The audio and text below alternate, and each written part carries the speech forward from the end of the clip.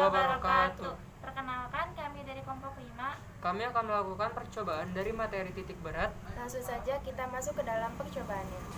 Berikut alat dan bahan. Ada kertas HVS, styrofoam, gunting, benang, paku atau beban kecil, pulpen, dan penggaris. Ayo kita mulai. Pertama, siapkan kertas HVS. Potong dalam bentuk segitiga, persegi, dan tidak beraturan. Setelah dipotong, buat beberapa lubang di pinggir kertas HVS. Lalu diberi nama dengan simbol yang telah ditentukan. Pada kali ini kami memilih simbol huruf P, Q, dan R. Hasilnya seperti ini. Lalu, gantung HVS ini pada styrofoam yang telah disiapkan. Di sini, kami menggunakan paku kecil. Setelah itu, gantung benang yang sudah diberi beban ke penahan ini.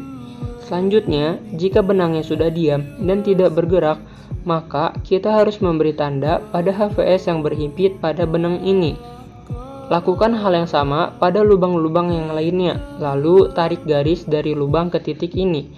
Perpotongan ketiga garis ini disebut titik berat benda.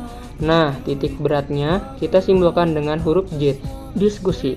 Pertama, ambil HVS hasil pekerjaanmu, lalu taruh jarimu di bawah titik Z. Apakah yang akan terjadi? Yang terjadi adalah benda dalam keadaan seimbang. Benda tidak bergerak dan tidak pula jatuh.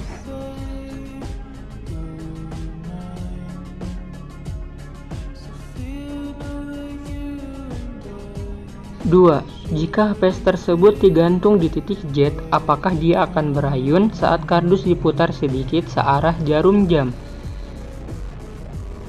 Tidak, dia tidak berayun.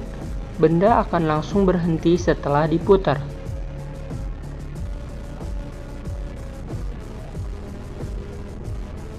3.